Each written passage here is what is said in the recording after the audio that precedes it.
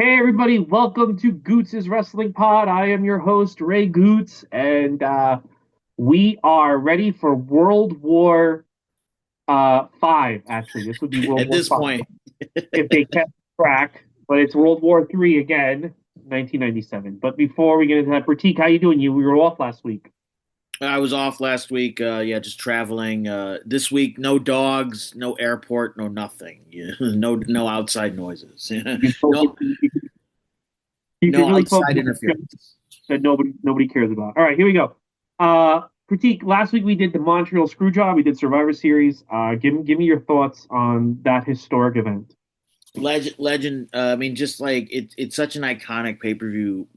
The undercard. First off, the undercard. I'm sure you guys talked about the undercard is interesting. Like it's a Survivor Series that has the most like 4-on-4 matches I've seen than any other Survivor Series. Like most of the Survivor Series nowadays, they might do one War Games match or two War Games matches, but like there were like four Survivor Series matches on this card. Like it's wild. Like I get why they called it Gang Wars. I think of the four different Survivor Series matches, I think my favorite was the international the internet team international versus Team USA. And then obviously getting into the last match before the undercard, Owen Hart and Stone Cold Steve Austin. Like I felt like, obviously this all started from the botched pile driver at SummerSlam, but this felt like the end of the feud. Like it felt like they planned it all along. This like storyline ending of Austin coming in and taking the Intercontinental title. I liked it. Almost felt like a season finale in a way, like the way everything kind of paced out with the storytelling.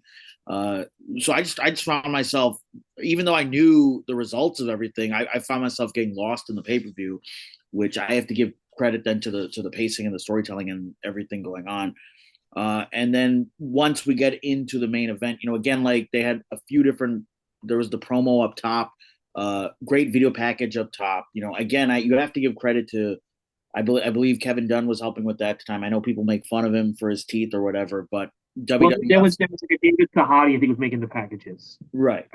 Yeah, But yes, great packages, gets the crowd up to speed, even if you weren't paying attention. Again, great. I mean, Canada, again, we forget like how good of a wrestling town or wrestling country Canada is. But yeah, that crowd was ready to go. And people forget also like just the way they started out fighting before the bell and everything. Again, so much in-ring psychology that people can take from this match. I put it up there. We talked about it with the Halloween Havoc Eddie Guerrero Rey Mysterio match. Like this is textbook wrestling that wrestling students or just young wrestlers need to watch. Like it's not just about kick flips and splashes, like moves that matter, making every move matter, slowing down also, like the way they sped up, the way they slowed down. And it's one of those things where I knew the results, I knew it was going to happen, but I got lost in it. And I think that's important when we're going back and watching these pay-per-views. Like, can you get lost in it? Can you get lost in the storyline?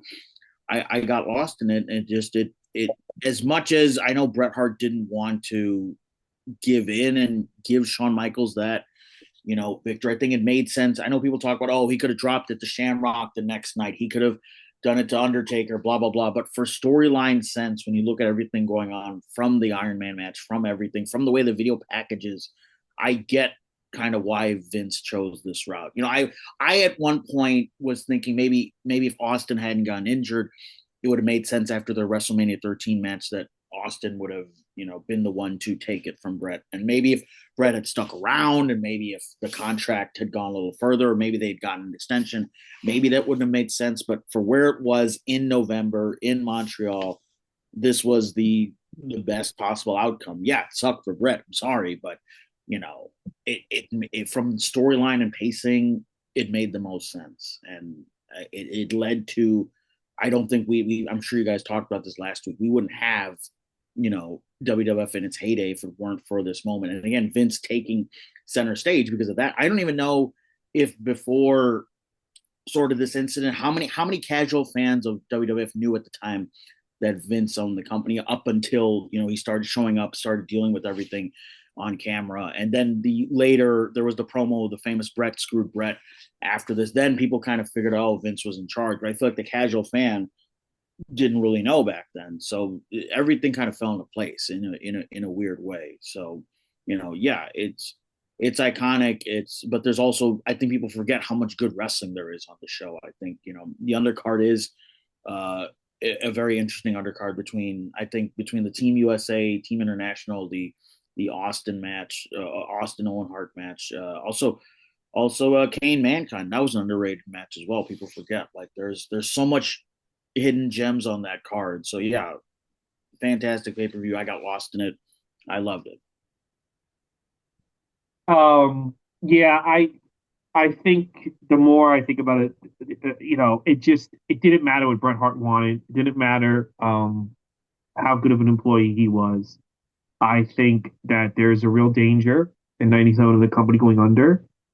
And when you think about how many people he had employed and how many people are still employed there that were employed back then, uh, you have people counting on you for your more. You have people, your booking decisions, and this will we'll get into World War III when I say this. Your booking decisions can affect people's mortgages. They can affect people's lives. These people are depending on you to run your company the right way. And I think Bret Hart just like losing to the Patriot or Ken Shamrock or handing the belt over and thanking everyone. I think that leaves you and your employees in a very vulnerable position. And you really can't, say what you want about Vince or whoever. As a boss and as a business owner, you can't put your employees in that situation. And look at what happens in WCW. WCW is very whatever. They give in to one man's desires, Hulk Hogan, which we'll see tonight as you talk about World War III. And they're out of business. They're out of business. Oh, no, it's 4 years later. There's no WCW. It doesn't exist. And everyone who worked in that office who worked there for years doesn't have a job because of decisions like the decisions tonight on this show, World War III '97. So, so sometimes you have to make the hard call for the future of your company and the future of your employees' lives. I agree. Kyle, how you feeling? You there? I'm here. What's going on, everybody? I am feeling a little under the weather, so I'm just gonna and if I sound less enthused, it's not because of World War III, although that didn't help. It's just how it was. I did go get to see John Cena's last Raw appearance. That was awesome. The crowd was very hot for that. It was very hot Raw from beginning to end. You know it's a hot Raw when they give you Roman Reigns and Brock Lesnar, and you forget that you've seen this 8 million times. But in the moment, you're like, oh my God. So it was a good time. We're feeling like this.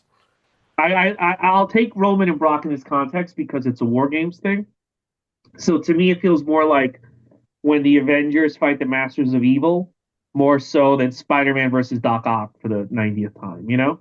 Yeah. And and now Brock's where he's supposed to be with Paul Heyman, and that's so I'll take it for this. Now, if this leads to Brock Roman Reigns in main eventing WrestleMania, I'll jump off a building. But I was thinking, looking at the commercials, like, are these four gonna be in the main event? Or these are like your like night one, night two main events, like Brock and Punk night one, Cody Roman three, night two, or some kind of combination of the four. Which I don't really want for any of them, but Brock Breaker, I mean, I would hope for his sake. that's what I would do with Brock. I would have Braun. What how I would what I would do for this match is Braun Breaker and Brock in each other's face, and Brock F5s Braun and walks out, and Punk covers him for the 1, 2, 3, and then Braun gets the belt and goes after Brock, and then it's Brock Braun, and Braun is established as the new Brock at the end of WrestleMania. You know, that's what I would do. Also I wouldn't have Brock because of this lawsuit. But I don't know. But I'm going to assume at this point that everyone has proof that the Texas and the evidence against him isn't that bad. That's what I'm just going to assume at this point. And if it is that bad, then everyone, including CM Punk, is going to look like a fucking idiot for working for this guy. But we'll see. Yeah, that'll happen sooner than later. I don't know when, but Yeah. So like, I wouldn't be using him, but I have to assume that I feel like maybe I'm wrong. I feel like CM Punk would be like, there's proof this guy did nothing wrong. Like, yeah, if you really look at the Texas, Vince, like, because there's one thing, okay, Kyle, if I keep texting you, do you want to see this girl pee on herself? Do you want to see this girl pee on yourself? And you just don't respond. That doesn't mean you ask me for pictures of a girl peeing on herself. But maybe that's the situation where Vince is like, I know you like it when women pee on themselves. Can I please show you this one peeing on herself? And Brock is just like, I don't know, dude. Yeah, maybe, whatever. Ha ha ha, LOL. I hope that's all it is, but we'll see. I don't know. Yeah, I mean, well, I'll find out. And I mean, I think no matter what happens, if Vince does get in trouble, his buddy, like I've said before, his buddy is the president. He's going to be fine, Yeah. which is really unfortunate. I'm not cheering for it. I just think the world we live in, it's going to be an easy out for him. But what but my point is, if like Brock was like texting Vince, like, give me more pictures of her peeing on herself, and like, oh, bring her to my bedroom, it's gonna look bad that Cena, Punk, Cody, Triple H, all these people worked with him. It's gonna look really, really bad on them. It So, does affect the companies. Yeah, I think I see what you're saying, Ray. Like the so there has companies to affected. really hope that they have done their research and they're like, this guy actually just got caught up in the middle. He was just trying to F5 Sable in his ranch, and Yeah. you know. Uh, but let me tell you something. This show, let's when you watch this, so I wasn't watching wrestling at the time, but everyone I know who watching wrestling is. So I once heard a thing where I heard this story on a recent wrestling podcast. Dave Meltzer told the story where Dave Meltzer was talking to like an older wrestler in 1987, right, guys? And he's like, I don't think Andre and Hogan are gonna be able to have a good match at WrestleMania 3. And the other wrestler is, yeah, they are. And he's like, what do you mean? He goes, all that match needs is a slam and a pin, and it's a great match. That's all they need to do. And they do that. And yeah, look what happened in WrestleMania 3. All 10 years later, all Starcade 97 needed was a Scorpion Deathlock and a submission, and or a Scorpion Death Drop and a pin. And they don't do that. And they don't do that. And I don't know how you guys felt, but I'm watching the main event, and I'm like, these guys have no intention of winding down this story. These guys think that they can do that. If these guys don't, if they don't think that they maybe part of them thinks that we can ride this NWO thing for 3, 4 more years, but there might be a part of that knows it's over and doesn't give a shit. Like, we're just going to drive this company out of it.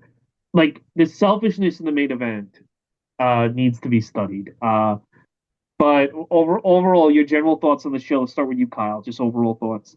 I just it was all right. I don't think the most of the undercard, while not a lot of it was exciting, it wasn't like harmful.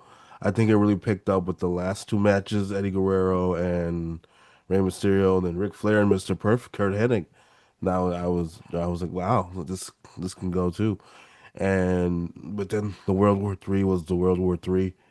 Um, really weird camera choices, and then the BS ending for like the 1200th time. But I mean, overall, I wouldn't recommend it. It's just was kind of there. Critique your general thoughts. I think it's a good if you're trying to look at the if you're trying to study the decline of WCW, this is worth a watch because you can kind of see you can see the fan energy turn throughout the night. I was kind of paying attention. I've talked a lot about this show, but I've been trying to pay attention to the crowd reactions, and they start pretty hot, and then the matches that are worthwhile and that are good wrestling, the crowd gets into it. And there surprisingly were quite a few rematches on the show, but some of the rematches were good. Obviously, Ray and Eddie, which we'll get into, fantastic. And then yeah, just again that main event, like there were. I'm curious. Yeah, there were the camera choices, but then there were also like some turnbuckle cameras that did. I felt bad for the poor guy because they weren't like the way it is now, where there's like a little tiny camera. No, it was like an actual guy on that turnbuckle. Like, how's he not getting elbowed or something? So shout out to those cameramen taking those elbows. I just can't imagine. If you were live in that arena watching this, like, what were you paying attention to during that main event? Because it's just there's so much. I feel like maybe you're going to the screen, maybe, but I can't imagine they had a ton of screens back then. But yeah, it just felt like a lot of chaos that was unnecessary and they could have streamlined it down a little bit. On the side note, I know we talked a lot about old school sets. I did like the little World War III kind of army fatigue part of the set. I thought that was kind of cool. Maybe they can bring those back in some capacity. TKO make note like of having like an old school set, but built properly for HD cameras. But yeah, I would only recommend this pay per view if you're trying to study the decline. Uh, have you guys seen World War III 95, 96? Yeah, I saw 95. I remember being really hyped for 95. And my brother and I always joke about the Hulk Hogan, like, it is what it is, brother. Because, like, he's upset that he didn't win and all that stuff. And, like, Bobby Heenan afterwards, like, makes fun of him.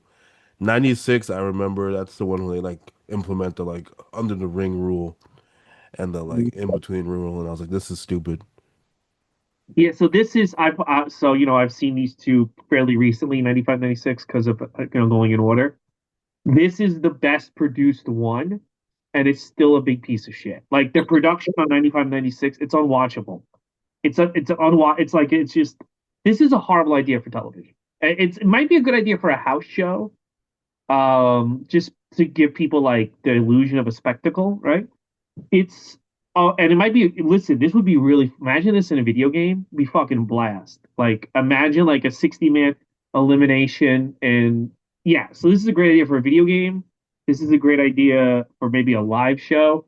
Horrible idea for television. And even though they fixed a lot of problems from the first 2 years, it's still basically unwatchable until the end. You know? Yeah, it would be interesting in a video game. I know they just put war games into video games like a couple years ago, and it's Yeah, it would two be it's 2K, so it's not as fun as you think it would be. it's fun. Like you have the three rings, but also you can do falls count anywhere, and it's pinfall elimination. It's not that would be like just imagine 60 guys like just battling all over the. That would be really you could pull out weapons. That'd be fun for a video game. But again, it would be unwatchable to watch. On TV, like and also I could just imagine like when you first start playing, you probably would lose. You probably would really need that indicator where your character is, because Yeah, otherwise. But it would be fun to play that video game, like just going nuts on, yeah. But it's not a good idea on TV. It's like All right, how so I mean I know they had a Stadium Stampede on Fight Forever. I never played it because I don't really play online, but mhm. I guess it would be something like that because I guess you'd have like your one screen and then like it wouldn't be a multiplayer thing, but like a one screen and then everyone else has their ring and you have your ring and maybe you're onto something. Yeah, hey, listen, weird things, and it's so funny because no one ever has any nostalgia for this event. Nobody's ever like they should bring this back. I've never heard once a fan be like they should bring this back. no. Nobody likes this thing. It's horrible. But let's get into the show because it is an interesting show in certain respects. Again, like I I get back in '98, and I don't know what I really thought about Raven. I like Raven more now than I did back then, but I even liked him back then. But I don't know how if you work in WCW, you can't tell that it's time for a change because the crowd is into Raven, the crowd is into Eddie Guerrero, the crowd is into Ultimo Dragon, the crowd is into some WCW stuff, and when the NWO just starts beating the shit out of everybody, they're losing them. And I don't know how you're there every week. Wrestling's your life, bro. If you work WCW, wrestling's your life. How do you not know we need to start shifting while we have time? And it's just plain as day when you watch it. Like people are getting into Raven and Eddie Guerrero, and what are you doing? What are you doing? That's my whole thing. Guys. You know what I'm saying? No, I agree. I think Raven just seemed to be universally disliked. I saw a clip on Twitter pop up, and it was Jim Ross, Jim Cornette, and I think maybe even Jerry Lawler making fun of Raven on one of the monitors during a WWF dark match. And they're just making fun of Raven in WCW. And they're just like, Jim Ross like, how about that Johnny Polo? And Jim Cornette goes off. And I guess people just did not get him or did not like him or just didn't understand. Maybe they were too old to understand the character, except for Paul Heyman. I don't understand. Raven, besides his own doings, which I don't know how much of that was, should have been a way bigger deal in any company he's been in. This Raven Scotty Riggs match is getting a reaction out of the crowd. This is the most reaction Scotty Riggs has ever gotten his entire fucking career. He's never gonna get a reaction like this again. And it's like, hey man, this guy is getting over Kidman and Scotty Riggs. I'm gonna repeat that. He's getting over Kidman and Scotty Riggs. Why? What? In what world is this guy doing a bad job? Or Eric Bischoff talks about him on the show like it was the worst thing they ever had. And it's like, bro, like you are rooting. You drove this company into the ground. This Raven thing was working until it didn't because people, oh, this is never going to matter because nothing matters besides Hogan. It's just like, I mean, like, in what world is this guy bad? I mean, I was like, man, the crowd likes Scotty Riggs. Nobody likes Scotty Riggs. Scotty Riggs doesn't like Scotty Riggs. You're right. Critique. But let's look when we get to the match, we'll get to the match. But the show starts. Weird video package. Apparently, it's the end of the world, but WCW's still in business. That's not the case anymore. The world is still going for now, and WCW's under. Uh-huh. Uh, but yeah, weird video package, but a little bit higher production value than they usually have. And then we go to the announcers who tell you that, and I like this, that the winner, they don't. By the way, they don't follow through on this. The winner will get the winner of the World War III Battle Royal gets the champ at Super Brawl. Sounds like a great idea.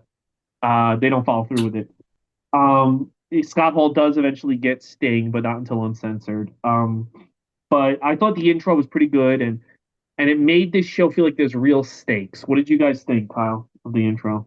No, I thought it was a good intro for the show. It was you said it made it seem like it was like a big deal. It was important that you thought something big was gonna happen. When I heard the Super Brawl stipulation, I was like, from what I remember, that's not what happens.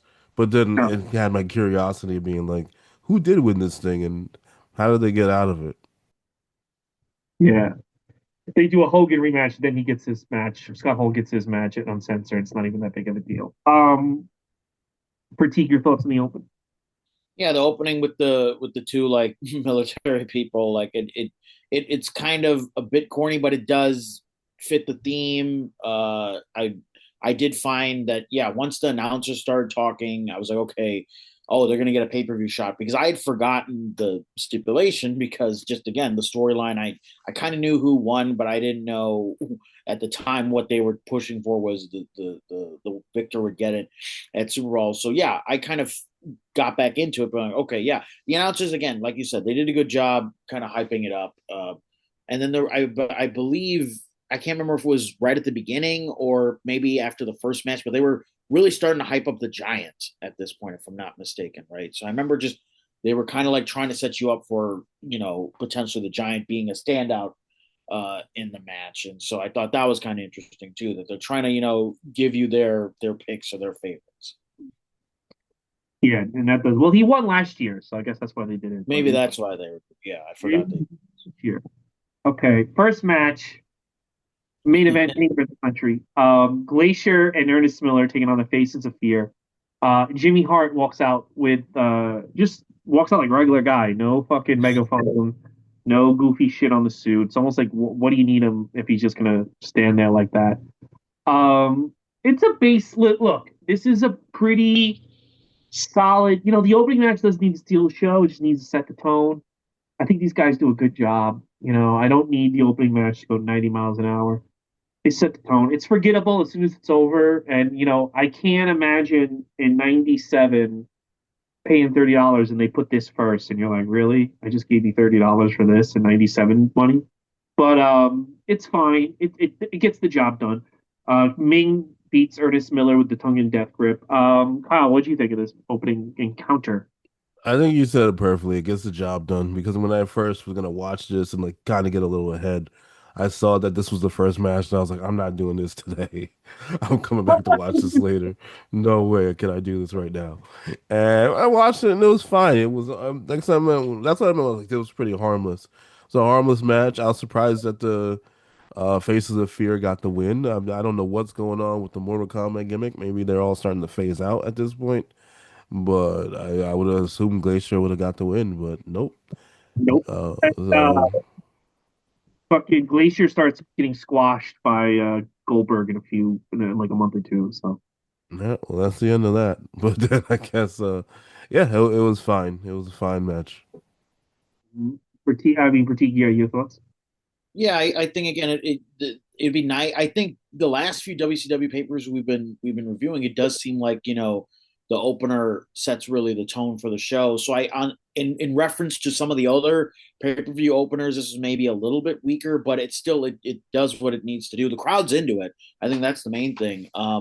Yeah, I don't. It seemed like they were kind of getting fed up with the Mortal Kombat guys. It seemed like from the way the crowd and the way the crowd was reacting to Meng and the way the commentators were building Meng up, and then you later see in the World War III match, Meng has a lot of eliminations. Like it does seem like they were trying to maybe give Meng a push or Haku a push or Meng in WCW. So maybe that's why they started with this to kind of let the crowd know, hey, this is going to be a featured player in the World War III match. So maybe that's why they set the tone. And I'm a fan of Meng Haku, so I'm happy to see him get a win. So I think it was fine. It set the table. Good table.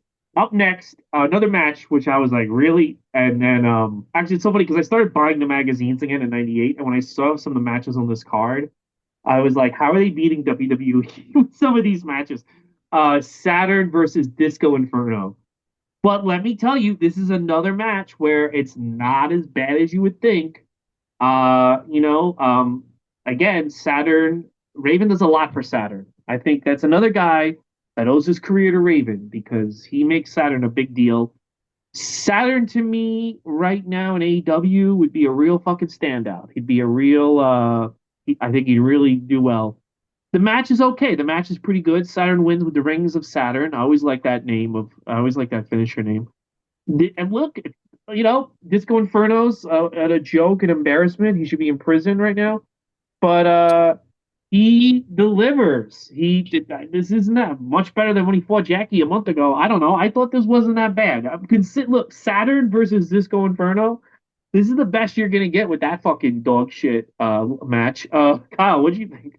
Could have been a lot worse. I don't know if the time was if Disco was starting to be like a face or that was like a heel match.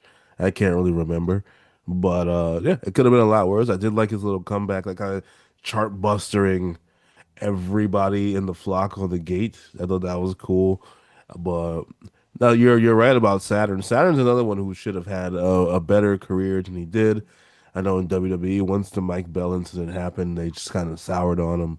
But he I was would have. always what happened.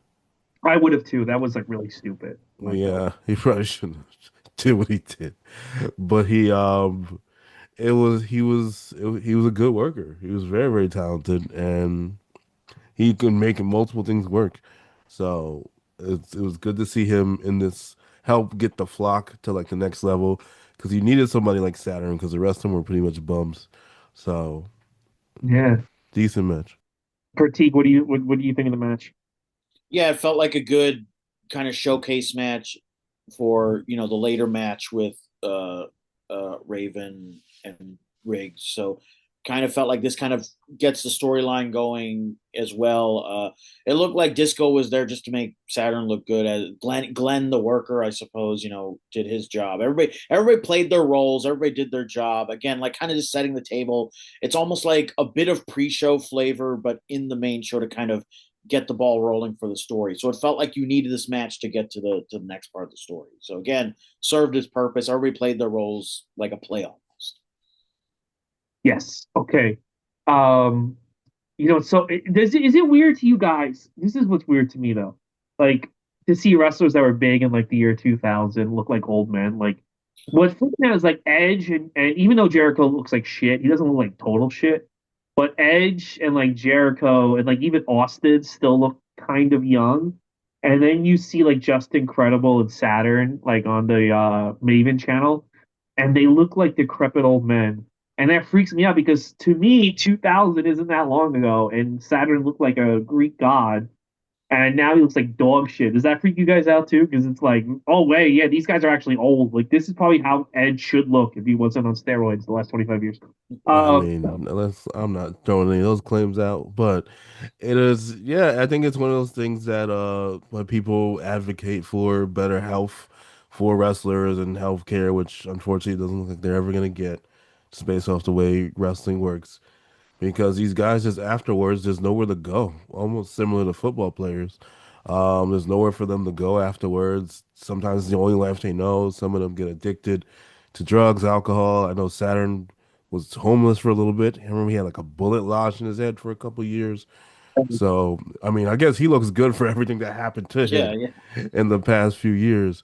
But no, it's like Justin Credible is almost unrecognizable from like when we saw him not even 25 years ago. I wish that wasn't the case for a lot of people, and it is getting better. You have your like Bobby Lashley's of the world who looked exactly the same 20 years ago, but that's not everybody. No, that's not everybody. But I'll tell you who does look the same. Those last movies on AEW. It's Yuji Nagata, who's taking on Ultimo Dragon. We had this last time at Halloween Havoc. Now, if Dragon wins, he gets 5 minutes alone with Sonny Ono. Personally, I wish the unemployment office would get 20 minutes alone with Sonny Ono. But he's toned it down. He's toned down his racist act, which is nice. But this match is pretty good. It's actually good. And what I noticed was the crowd was into it because all I've ever heard is, and again, I didn't watch these shows with like a lot of attention. I, by the way, I did rent this show in '98, and I was in a coma. I fell in a coma for most of it. I could not give a shit about half this stuff. But now I'm watching a little bit more attention. I have a little bit better attention span. And I'm told that nobody cared about these guys, and people only cared about Scott Hall and fucking Macho Man and all this bullshit. And the crowd is into this match. They are invested in this storyline. I do think WCW did a much better job of incorporating the New Japan guys into storylines, getting the crowd to care than AEW does. When Ishii shows up, I don't give a shit. He just looks like a fat doofus. I don't care. I know the internet. You're supposed to like be on the like WCW isn't just like, well, you should be singing the internet all day and care about Yuji Nagata. They give you a reason to care about Yuji Nagata to the point where he was in the Revenge. I'm like, oh my god, Yuji Nagata's in this. That's awesome. Like, I forgot he was. what? I was saying I forgot he was in the video game. But yeah, Yeah, he's in the yeah. game, and you can finally do Yuji Nagata versus Hulk Hogan, which is what the match that should have happened. But I like this match. Everyone's kind of bummed that Yuji Nagata won again, but I don't know. I think that there was a future with Yuji Nagata. They didn't go there, but there was. I mean, I think there's more of a future for him than Shibata and Ishii and AEW. I don't know. Call me crazy. Kyle, your thoughts? Poor Ishii and Shibata. I think in AEW's case, they expect you to know which good or bad.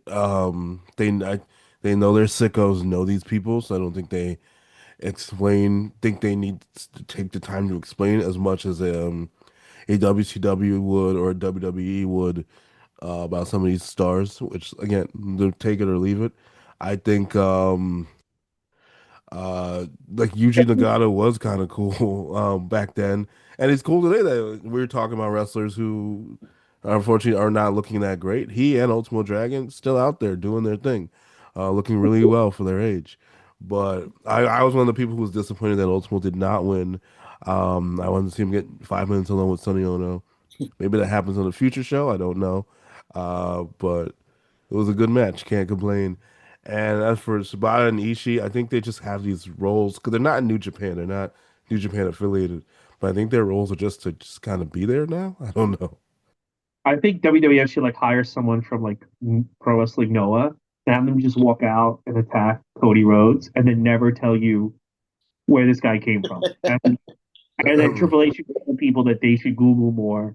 When people are like, "Who is this guy? Why is he beating the shit out of Cody I Rhodes?" mean, And in Tony Khan's defense, he doesn't tell you you should Google more. what?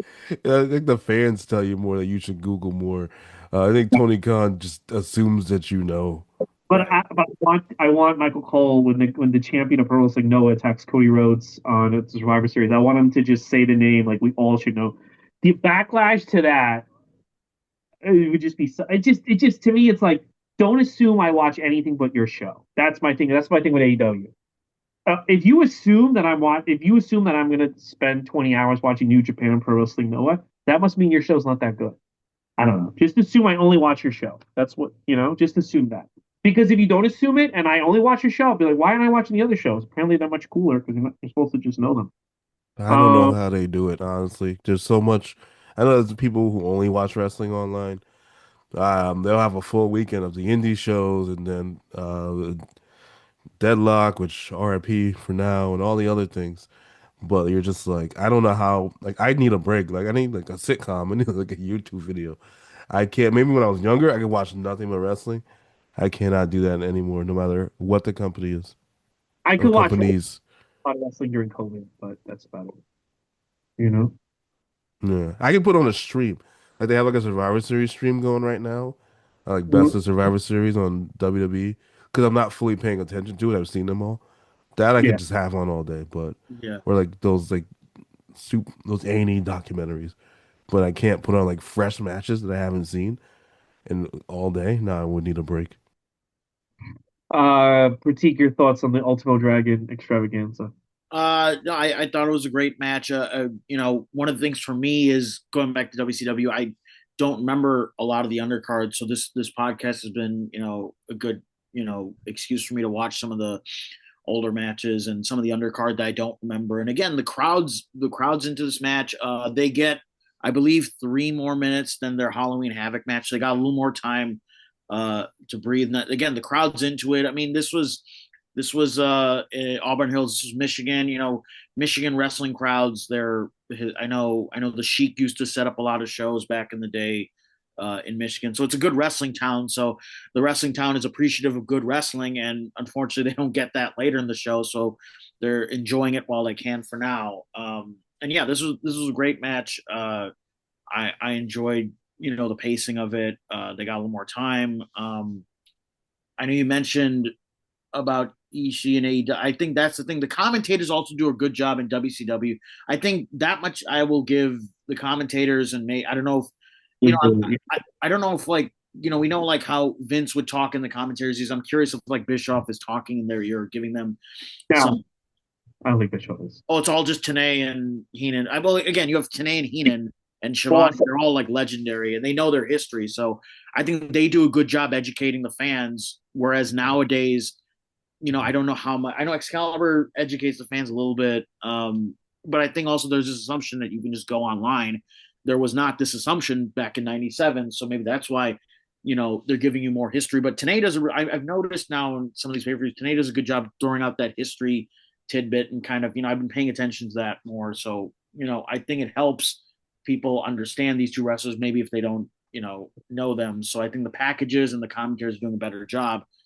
And I think AEW could take a lesson from that nowadays because someone like Ishii is, I've watched Ishii a few times now live. I went to the Rev Pro anniversary last year, right before All In, and Ishii got a great reaction from the crowd. But I just think they're not educated. They could do easily a couple packages or something, and he doesn't have to be a main eventer, but he could at least be a TNT title holder, just come in and wreck guys.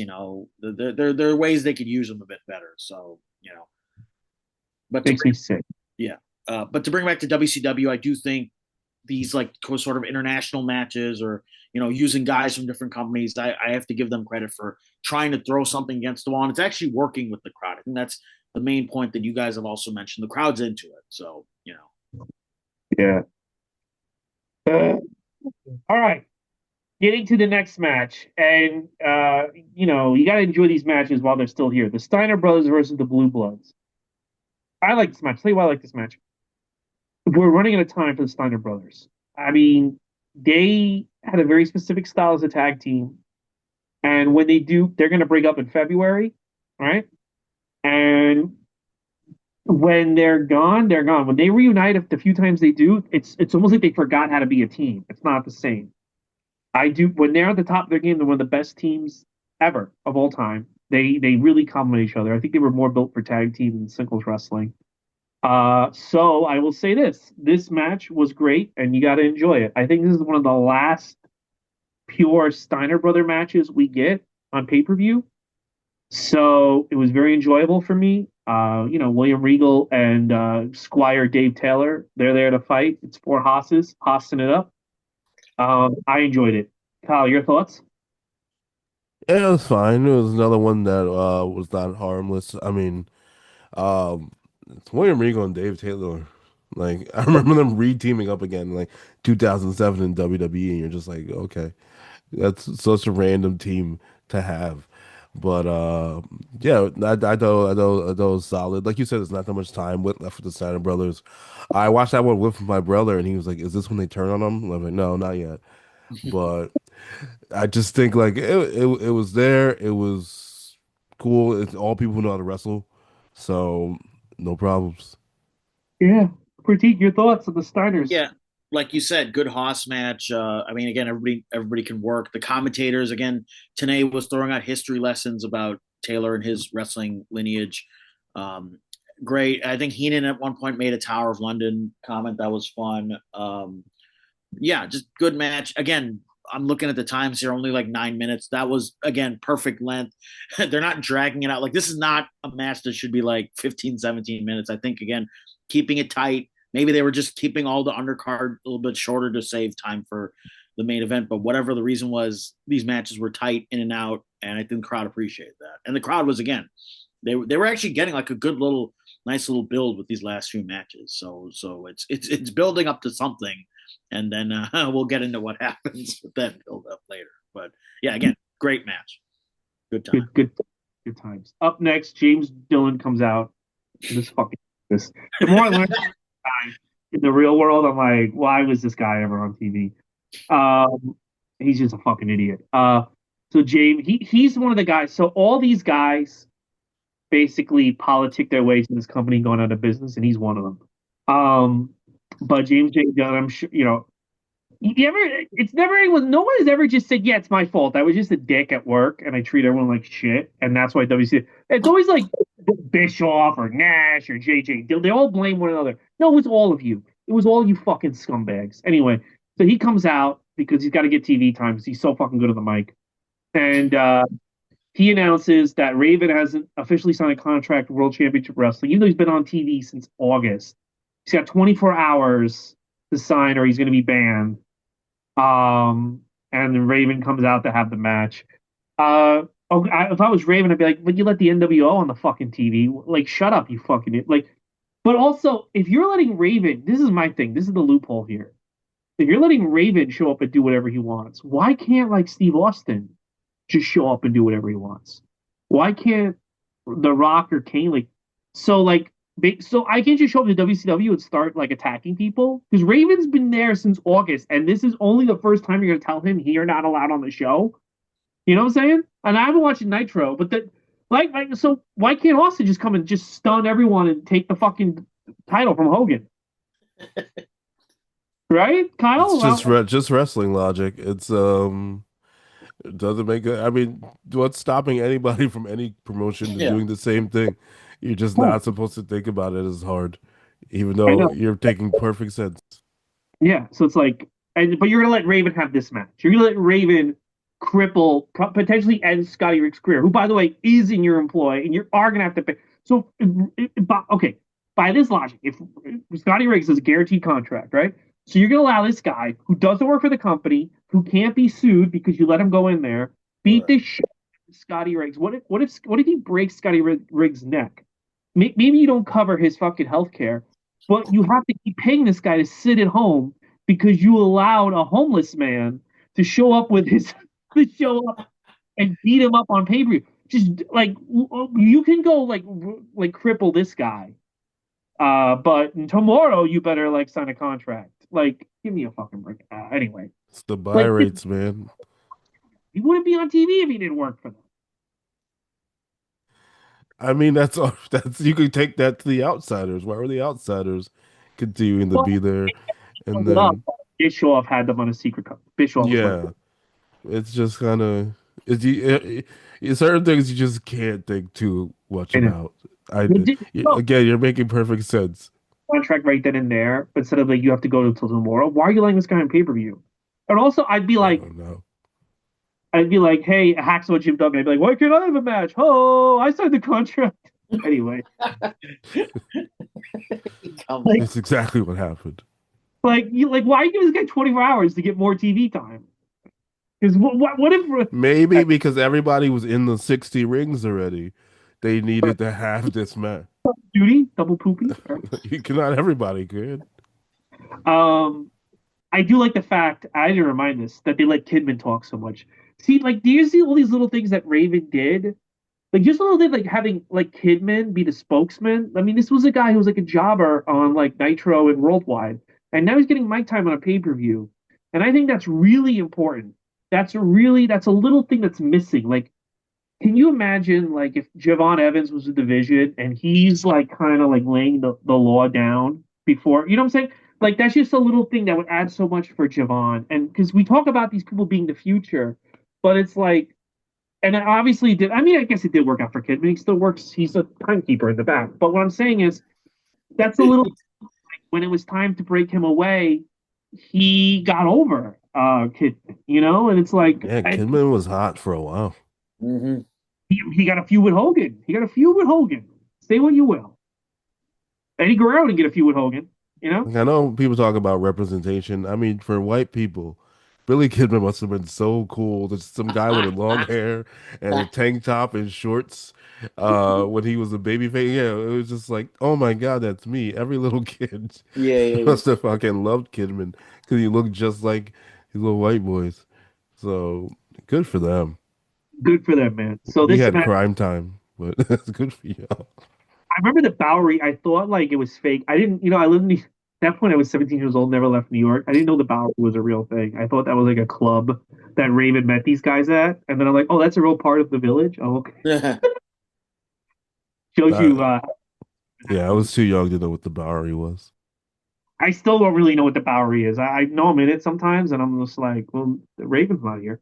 Um, so I like this match. I'm going to say this is the greatest Scotty Riggs match of all time. All right, if you are going to make a best of Scotty Riggs DVD, this is to be the main event. This has to be, you know, WWE Vault should do a Scotty Riggs mixtape, and this match is just. But this was good. You know why? Because Raven is getting the crowd invested in Scotty Riggs. It's someone that I don't care about. I listen. I know what's going to happen in the future. I know that he's going to walk out in 2 years on Bischoff. I know like this is going to lead to nothing for all these guys, and I'm still invested. And the crowd is feeling bad for Scotty Riggs, and the way like he's beating these guys up to make them join him. And he's like, let's like, because the whole thing is like, I want you to join my team. I don't want to join your team. And it's like, I'm going to beat the shit out of you and like brainwash you because you know these guys were all losers and they did need Raven. And the way Raven's mic work, it's for they've never done a storyline like this again, where a guy's basically like beating people into submission to follow him. Um, and I think Raven did a lot. And listen, he can only do so much. Eventually, he comes to the company, but I think he did a lot to get these guys over. And I mean, I still talk about the flock. So it's all I talk about sometimes. People are like, "What are you talking about?" But I like this match. Is it the greatest thing? No, but I mean, like the crowd's invested. It's working. It's fucking working. And what gets me is that you'll hear Bischoff. Like, I remember, like I hadn't watched WCW in years. I listened to Bischoff's podcast. He's just shitting all over Raven and this flock thing, and Tony Schiavone does too. And I'm like, you guys are just fucking idiot. Like this is good. This is working. This is a thing you can pivot to. There's all these little things coming up that you can pivot to when Hogan loses the Sting and you don't.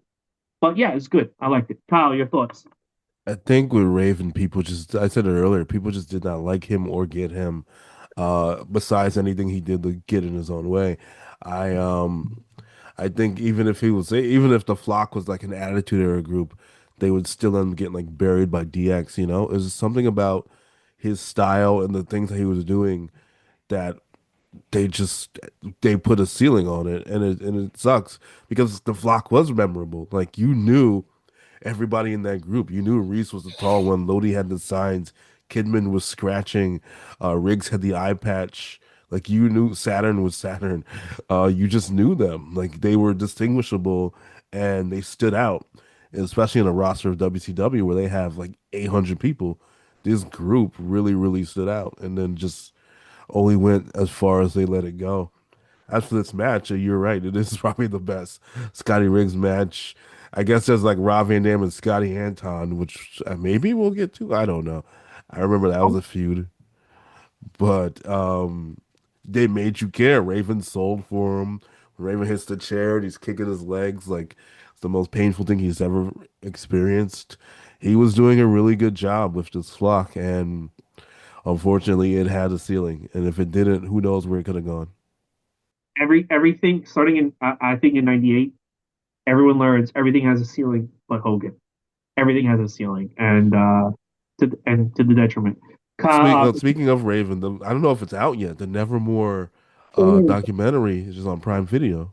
it is my friend Ryan Mahar watched it the other day. He said it's good. I gotta watch it. I'm in a Raven mood now.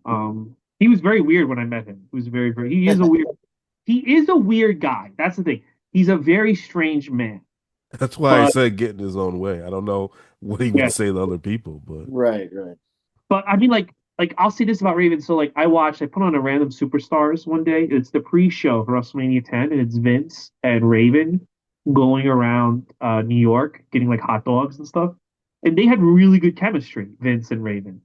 And the thing, he had really good chemistry with. He does commentary on some Coliseum videos with Gorilla. He has and Gorilla didn't like him either. Gorilla and Vince don't fucking like this guy. I'm like, he has great chemistry with you guys. I think he would have had great. He was really good as a commentator on Heat. Like the guy is just he's good, and he must like the minute the camera starts rolling, calls Vince like the F word or I don't know like what happens when the camera goes off because Vince and him had a good rapport on camera. Like Vince comes off as a human being. That's the thing, they come off as human beings with this guy. And I don't know. it's Nobody too likes it. much. He's digging too deep. They don't want to be human. You're making me into a human, and I have to ruin Bret Hart's life and Janelle Graham. So leave me alone. Pratik, your thoughts on this match?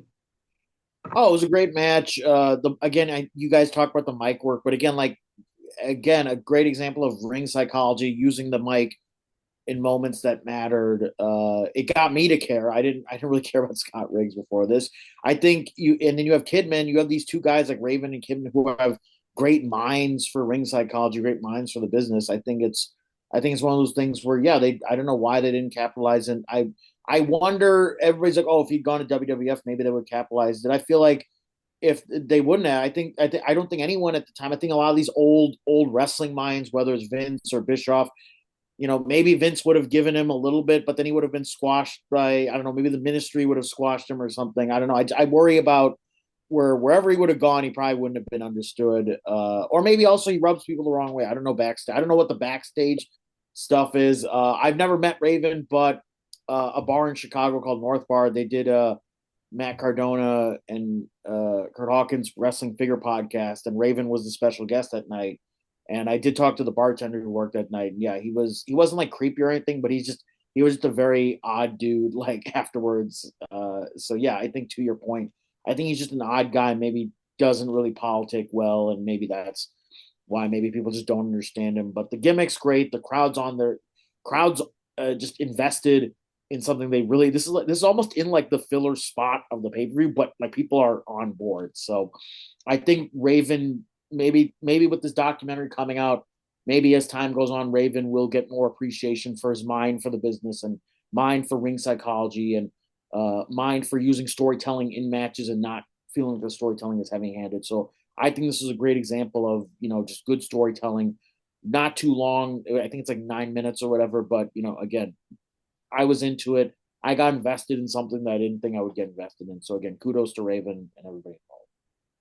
Well, yeah, I think the thing with Raven is that like he knows he's like smarter and more well read and like I think he like looks like he like goes to the back and he's like I got over Kidman and Riggs without even trying Yeah, and telling me that you can't get over DDP and Lex Luger and the crowd wants these guys and I think he's like if you just gave me this company I'll get everyone over like that like I think people smell that arrogance like no fuck you I'm trying to hold everyone down so that Kevin Nash can lazily powerbomb people. Like, go fuck yourself. Like, I think he like lets people know that I'm so good I can get over Kidman without even trying.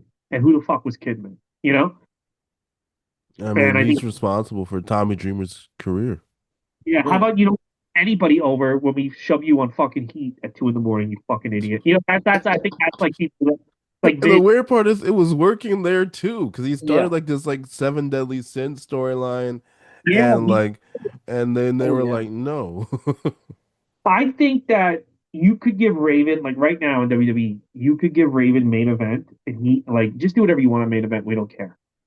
He'll make that the biggest show. On the people will be like, you need to get the network to, you need to get Peacock to watch main event. Raven is just going like, no matter how far back you put him, he's gonna fucking make it work.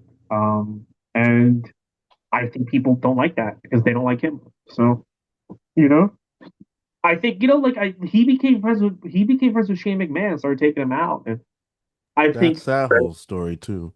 yeah, but I think he knew like okay, my way in is I'm gonna fucking treat Shane like a brother, and Vince was like, no, fuck you, like I'm getting rid of like it's like he always finds a way, and people like, well, I'm gonna make sure you can't find a way because you're not gonna exist, you're gonna be a TNA. Good luck. Well, that is the same thing. That Russo and him didn't get along. So Oh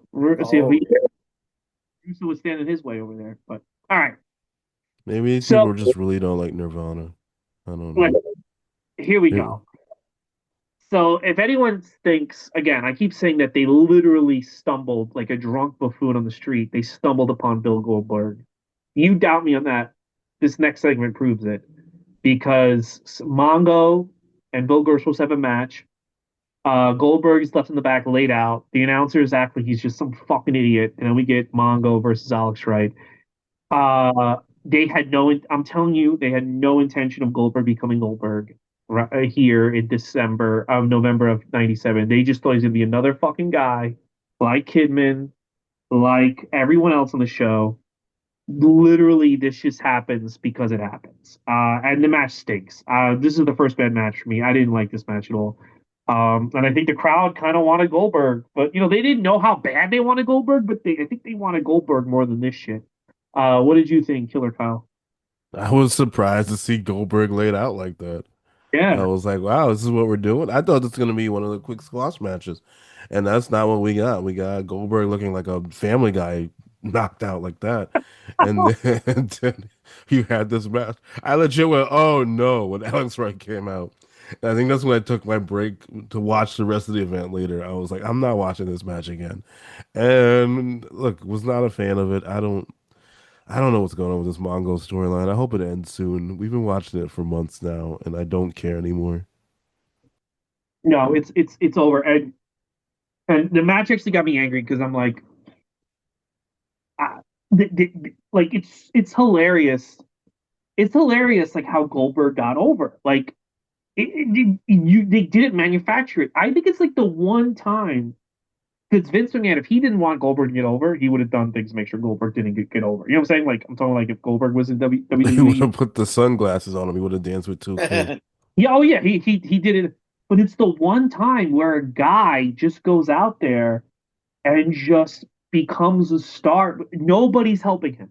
And the company's like, fuck, this fucking guy is like our biggest star. How did that happen? It's like the one guy because you can tell by this angle they didn't think they were gonna get anything out of this kid. And look what they did. You know? No, it eventually starts working, and to their credit, or to Goldberg's credit, people really just started to like him. It's something that you can't teach. He can be a very annoying, opinionated guy, but you can't take that rise away from him. It was awesome. You can't teach that. That's what I have to say. Like Enzo, you say, critique your thoughts on this portion of the match.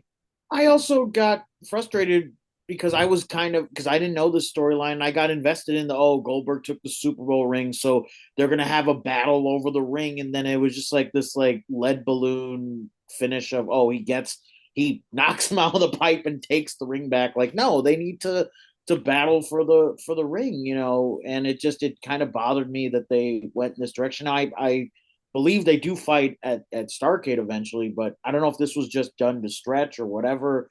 But no, they didn't need to stretch the Starcade. Just get the feud done here, get the ring back or whatever, and just end it. But it seems like there's a lot of like, we got to stretch this to the next pay per view. We got to stretch this to Nitro, or we got to do this thing on Nitro, or like when when Luger went on Nitro, and then literally the next week, he's got to lose it. Like they do all these maneuvers, and then they just like kill the momentum. What was the point of doing that? So yeah, it I remember this frustrating me watching this back because I'm also from Chicago.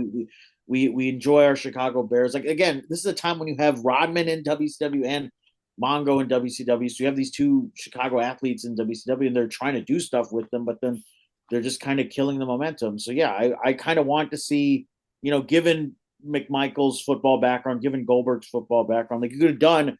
Hey, and this is World War III. This is a big paper. You could have done that match here. Crowd would have been fine with the finish, but just you got to do something. You got to give people the moments when they're clamoring for it. You can't let it cool down too much, and I think that's what happened with Well, this. I don't think they. I think they thought nobody wants Goldberg to have a moment, and nobody's going to care about Goldberg. And we're just going to keep moving on. I don't think they had this plan to give Goldberg a moment. I think they wanted to get over McMichael, and they were using Goldberg to do it. And They I don't think realized afterwards. Yeah. I think that they thought Goldberg was going to be another Hugh Morris or like they had no intention of Goldberg being anything. They had no intention. And if they had an idea of making Goldberg into like the next Steve Austin, they would have fucked it up. I'm telling you, Goldberg is like you got to give him this award. He gets over not knowing what he's doing and no one helping him, and to the point where they almost re-won the war because that's how over Goldberg was. It's insane to me. Like they don't fucking see anything in this guy, you know? And you see that with a couple people in WCW. You see that with DDP getting over on his own. You see that with Mysterio and Eddie kind of getting over on their own. The crowd just getting behind them. So like it is interesting how, as much as it was a clusterfuck, there were polished gems getting over organically, which it's. I wish there was more of that in AEW. I wish there was more organic getting over in AEW. Like there's some of that. I don't want to just turn this into an anti AEW rant, but there could be more of it in certain ways, and the commentators could do more, and the packages could do more. But it is interesting watching this now for this podcast, seeing these people organically get over, and when the crowd gets behind them too. Speaking of, all right, now we get to the real meat and potatoes of this show. Eddie Guerrero takes on Rey Mysterio Jr. They had a tough act to follow after the previous month, the greatest matches in WCW history. I don't really think they live up to it. I think they had a really good match. It was really good. If they don't have that Halloween Havoc match, and this is the only match we see, yeah, but it suffers in comparison. It's just the other match is just too good, and the finish is kind of kills the crowd. Like Eddie Guerrero wins pretty decisively. But it's fine. I mean, it's good. It's good. It's great even, but it's almost like I wish they waited till Starcade or Sold Out to do it again. Doing it 1 month after, I think they couldn't live up to the expectations. Kyle, your thoughts? No, I feel the same way. Again, it's not a bad match. I think you'll rarely get a bad Eddie Guerrero Rey Mysterio match. It's a very rare thing. I think I was surprised that Rey wasn't champion. I was like, what happened in the month? Which I guess is up for me to watch on Nitro. But Yeah, it I think was in between two. Yeah, I think it's on one of the DVDs. One of the best of. yeah, I'm just like, well, that was fast. So you kind of burned down on him a little bit. I guess the crowd did. Um, it was Yeah, it's just one of those matches that's very hard to live up to, especially with the stipulation of the last match in October to this, just kind of just being a cruiserweight rematch. Uh, did a wonderful job. Like if one is A, this is like B, and there's nothing wrong with B sometimes. So there's nothing wrong with being a solid B plus, as they used to tell us back in the Authority days. It's still the best match on this show, so I mean, Absolutely. you can't really. That's all Maybe an you A minus. Maybe I can give it an A minus. critique. Your thoughts? Yeah, I think it's very hard to live up to that Halloween Havoc match. I also was thinking, first off, I forgot that he lost it on Nitro, so I was like, whoa, wait, what happened here? But yeah, if you're gonna have him lose, then it would have been made sense to save it for Starcade, or save it for just give it a little bit of distance, and then have him come back and get that win. I was a bit annoyed at the beginning of the match. They kept mentioning Hogan and Sting at Starrcade, like they're talking about the next pay-per-view when you have a great match going on.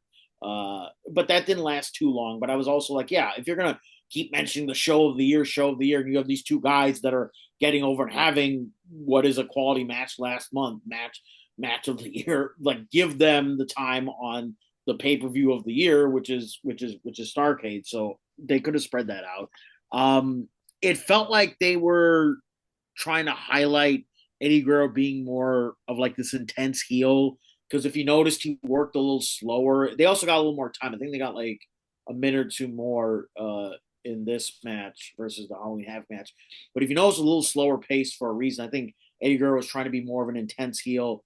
There was all these camera cuts to him and the way he played to the crowd as a heel. So I'm wondering if this was a chance they were trying like, okay, let's push him as this heel. Let's push him as this kind of brooding, intense guy. Let's have him work at a bit of a slower pace. But still, it wasn't that. It's just compared to the Halloween Havoc match, it just felt a little slower. But it was still on par for any Eddie Guerrero Rey Mysterio match. It was still fine. It's that thing of you put on this. You almost like overshot your load with that first match where it was like they could have kept those. They could have reversed the stakes maybe a little bit and paced it out better. Like have the title and hair match different, or the mask title match differently. But yeah, it's still a fine match. It's still the best technically wrestled match on the card. So it's still a textbook match for people watching at home, or if wrestling students want to watch it. And again, the crowd was into it. And I think they were trying to build to maybe a bigger push for Guerrero, and I think he deserved it. So maybe that's why they went with the win. I wasn't too unhappy with the win because I thought, oh, maybe Mysterio will get it later. But yeah, I liked the way they were using Guerrero, and I was hoping they would have capitalized him as a bigger heel, or a bigger monster heel. Now I know he's not a huge guy, but I felt like they were trying to push Guerrero in a different direction, and maybe they could have done some more of that instead of just letting that momentum die. So again, great match, but give Guerrero the push that you were trying to do with what you were doing with this story. Yeah, they had no intention of doing that. Yeah. They ruined it. All right. Next up, we got Kurt Hennig versus Ric Flair, another rematch from the last event we were at. This was a lot better. They actually fight like they didn't like each other. They actually went at it. Kurt Hennig wins, which I don't think anybody really wanted. The NWO music also gets like a huge reaction when they first hear it. It was fine. It was fine. It was okay. I mean, again, it's not as great as the 93 matches, but it was much better than the previous match. I think these guys needed a steel cage. Because of what happened with Ric Flair's head in the cage, I think it would have been great to have these guys in a steel cage. If not at this show, then maybe Starrcade. But they kind of just dropped the feud after this. Kurt Hennig beats him, and that's it. He cheats and beats him, and then they just move on. Kyle, your thoughts? No, I thought this one was the way better match than the ones that we've been seeing last month, and just the feud in general. So I think they needed this. I thought Ric Flair. I don't remember the show, so I thought Ric Flair was going to win, and then just the two belt shots deflated me. So I can only imagine how deflated the crowd was when that happened. It sucks. I mean, I guess this was just a blow off. The cage match would have been cool at Starrcade. I don't know what Flair ends up doing at Starrcade, but I like out of the ones that we've watched on this podcast, I enjoyed it and I got invested. I was like, oh shit, Flair's about to win, and he did Mm-hmm. not. You did. Critique your thoughts? Yeah, I preferred this match over the Halloween Havoc match. I got invested. And yeah, I think there could have been a stipulation to this. The match was fine. I would have. I think they had too many Halloween Havoc rematches on one show. They could have They could have saved a few for Starrcade. I think this would have been great as a steel cage. But all things said and considered, it was a fine match, and I like the way the commentators were keeping the storyline going for the main event. Oh, these two guys are going to be wrestling and then going straight into the battle royal. So I kind of like that part as well. And again, the match was fine. It was serviceable. It was kind of a good appetizer into the main event from a storyline perspective. So yeah, it was fine, better than their Halloween Havoc, and it was good to see a good match from them because they are on paper two great guys. And I was disappointed in the Havoc match, so I was happy to see a better match this time. So now we get to the main event, and this main event really annoyed me. And I'll tell you why this main event annoyed me. I mean, there's a lot of things, but it is so apparent from watching this match that the guys in the NWO, Scott Hall, Kevin Nash, Hulk Hogan, Macho Man, even Virgil, they all know they have the keys to the kingdom and they can do what they want. And I really do believe that if I opened up a portal and I said, there's no WCW in 3 years because you guys aren't helping to get some of these newer guys over, there's no WCW in 3 years. They would just be like, well, then I guess I better cash more checks. They rode this company into the ground, and I don't just mean Hulk Hogan. I mean, there's so many things that the NWO guys do to bury the WCW guys, and if you're smart, you know, Austin. Okay, I feel like if Vince McMahon said, "Hey, you're gonna give Rock 30 stunners tonight," Austin would be like, "How about I give him three? Okay, how about I give him three stunners?" And I feel like the NWO guys would be like, how about 40 stunners? Can we give the guy 40 stunners? 30 is not enough. Like, there's a certain point, it's like, I already won. And if we keep doing this, I can't, if The Rock beats, if Austin beats The Rock into a bloody pulp, their first match, there's no fucking rematch ever. You know what I mean? And no one's going to care. And these guys don't give a shit. First of all, I'll tell you the first thing, which leads. And the WCW guys just walk out like foot soldiers. No music, like Luger's not even, but they walk out like they're going to like the fucking bread line. And then the NWO comes out to music and they're dancing and prancing. They slowly wind. Rick Rude's there. And it's like, bro, like you can't give Giant or Luger or even Hacksaw Jim Duggan their own entrance. Like everyone's just walking around like they don't matter. It's such a signal that nobody matters but the NWO. You know, when you have all these guys walk out like nothing. And the match starts, and Bobby Heenan goes. Bobby Heenan sounds annoyed. How are you gonna call this? And Tony Schiavone just doesn't give an answer. And Bobby Heenan's like, okay, I don't give a shit then, because they had six announcers for the first two. So you could tell when Bobby Heenan asked that on the air, they've had no meeting on how they're gonna do I it. noticed that too. Yeah. To WCW's credit, the production in this one, like I said before, is better. It's a little bit easier, but it's still almost impossible to follow this fucking thing. Um, we get down to Scott Hall and Macho Man versus Luger. Oh, DDP. It's DDP, right? DDP Yes. and the Giant.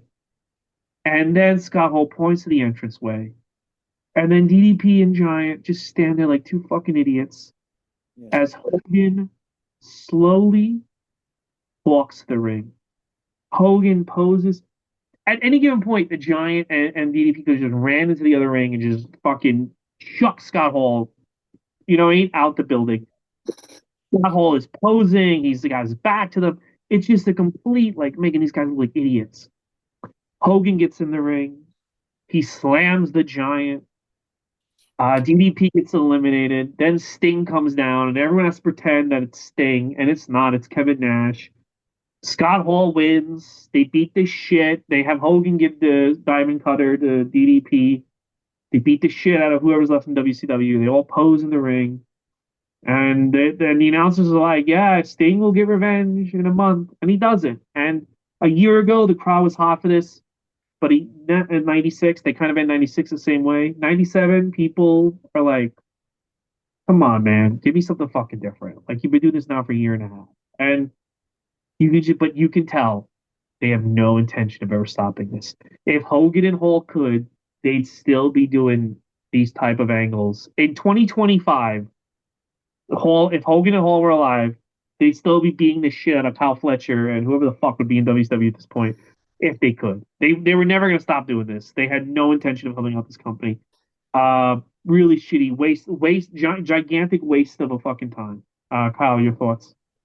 Yeah, I mean, I kind of gave up until the final ring. I was just like, I can't keep track of this. Like, they're talking about ring three stuff while the ring one's on the camera. I was like, this is stupid. Jericho got eliminated at some point, and no one Oh, seemed to care. It just a really weird match. Like, I remember liking it as a kid, as an adult. I was like, this is dumb.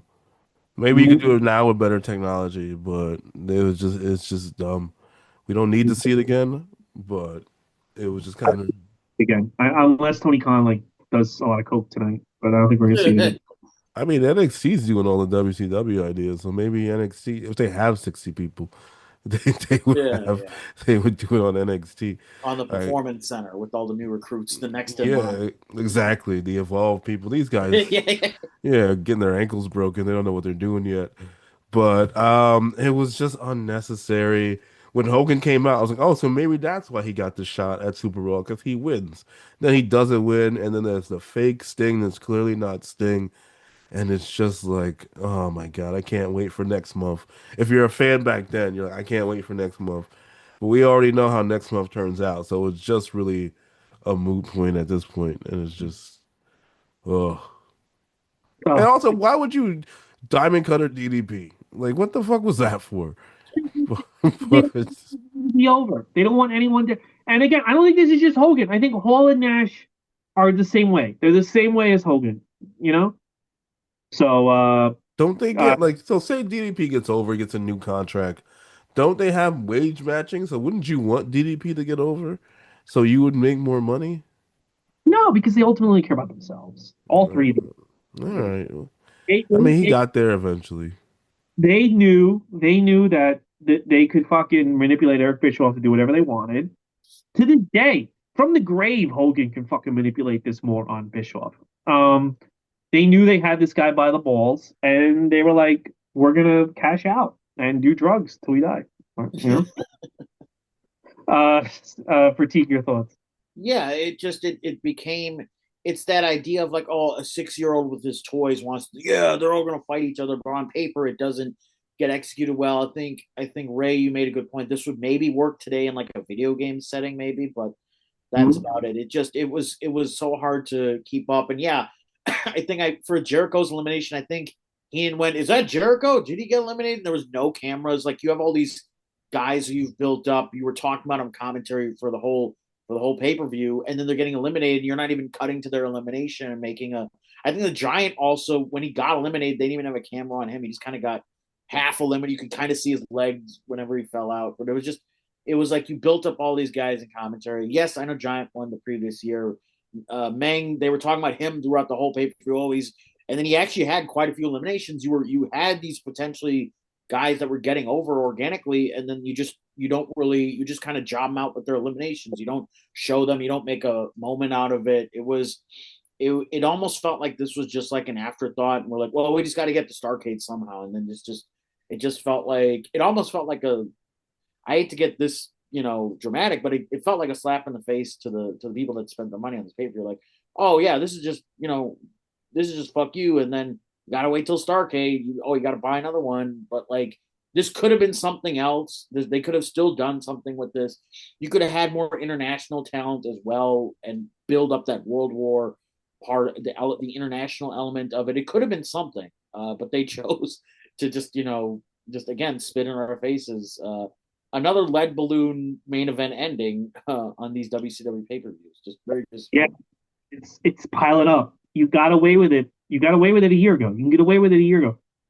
I think they still think they can and they can't. Like it's piling up, man. It's really like it's frustrating and it's dull. It's frustrating. It's frustrating to watch because it's like it doesn't need to go down like this. You all can benefit. You could be, yeah.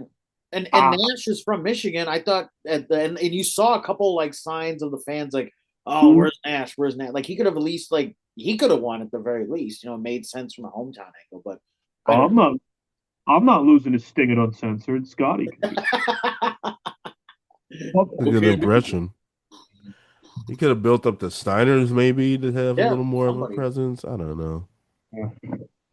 Bro, they could have. You know what? This is where Scott Steiner could have turned heel. He could have Yeah. fucked Rick Steiner out, beat the shit out of him, and for the title shot in the NWO. And it's like, he signed, and he can even say, if Hogan wins, I'm lying down for him. Fuck it, at Super Brawl.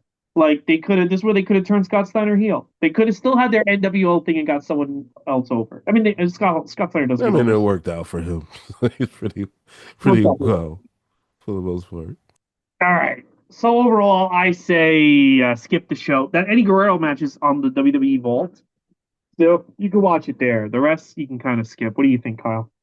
Yeah, I mean, Pratik said it earlier. If you just want to see like why things were going wrong, that's the only reason to watch this show. Other than that, the fact that like as a kid, I remembered Halloween Havoc, I remember Starcade, and I remember nothing about World War III shows like this show was just completely uneventful.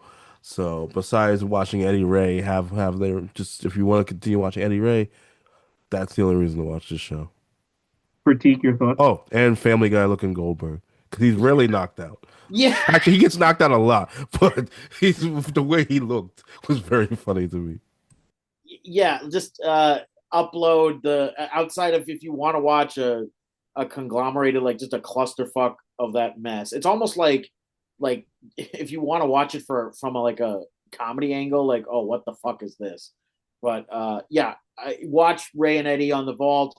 Maybe Kurt and Rick if they I think that's a because I frankly I didn't like the Halloween Havoc match. I preferred this. So yeah, those two matches are fine. Oh, and the Ultimo Dragon match, yeah, like you could watch those three and then skip the rest, or just don't watch any of it. It's fine. But yeah, in the grand scheme of this, this was I think maybe like 2 out of 5 stars, and that's Yeah. only because of those three matches. Like 2 out of 5.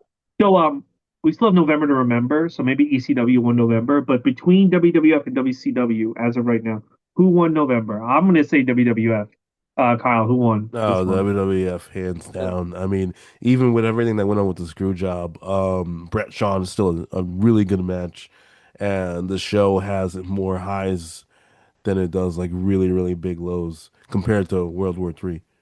Yeah, Pratik, who won? Yeah, No, WWF show highs and lows. You have to take into account storyline. Even like there were a couple weak moments on the Survivor Series undercard, but still, like the bright spots were so bright. Whereas, it just this World War III was, oof, yeah, not good. All right, but remember, ECW can still beat both of them. We'll see what happens Could be. potentially. with the. Okay, so let's review the next 4 weeks. Next week, it's November to Remember '97. I love that title. It is. I'm surprised no one ever brought that back. That's a fun title. Doesn't AEW use it now? AEW stinks. Oh, versus Shane They Douglas. use something. 2 weeks from now, it's D-Generation X in your house. Ken Shamrock versus Shawn Michaels. 3 weeks from now, Starcade '97. Sting versus Hulk Hogan. Oh boy. And then 4 weeks from now, and I think is yeah, we'll see. Yeah, 4 weeks from now, as of now, Royal Rumble '98. Shawn Michaels versus Undertaker casket match. What are you looking forward to, Kyle? I mean, we've been talking about Starcade for so long. Let's rip that Band-Aid open. Ready? Critique? Starcade and Royal Rumble. Yeah. Yeah. Oh, and the first Rock Austin match in your house, Degenerates. I do need to go back. I've never. I don't think I've watched it properly. So Yeah, I'm really excited for Starcade. I've never seen that event all the way through. yeah. I'm excited to watch it. It was their biggest. It was the biggest house they ever had, the most money they ever made in one night. Obviously, they had shows at domes, but this was their big night, and they failed. They failed it. So, yeah, I'm excited. All right, guys, what do you have to plug, Kyle? What do you have to plug, brother? Character select comedy. If you missed November 22nd, we have December 4th for our last show of the year, 6 p.m. at the stands. So please come on out and celebrate with us till 2026. So come on out in December. Last show. Yeah, and Pratik, what do you have to plug? Yeah, December 6th. I'm in Des Moines, Iowa. I'm headlining a one nighter there. It's on my website. And then I'll be in San Diego and San Francisco uh, December 15th through the 19th. I still have to post the dates on my website. So Pratik Comedy, Pratek comedy.com. That's my website, at Pratik Comedy on Instagram, and support these guys and support this podcast. Yes, and please support the podcast. Follow me, Ray Goots Comedy. Recently on my TikTok, Ray Goots Comedy, I posted the first 7 minutes of last week's episode. Kyle, Wow. the viewership and listenership has been going up Nice. since I started talks. So we'll see. But yeah, guys. Again, we're getting close to the end of the year. I'm just gonna keep going in this direction, and we'll see what happens. But as of right now, next week, ECW November to Remember. We will see that it's a thanks. It'll be dropping on Thanksgiving, so it'll be a Thanksgiving for you to remember. And we'll see you then, guys. Thank you.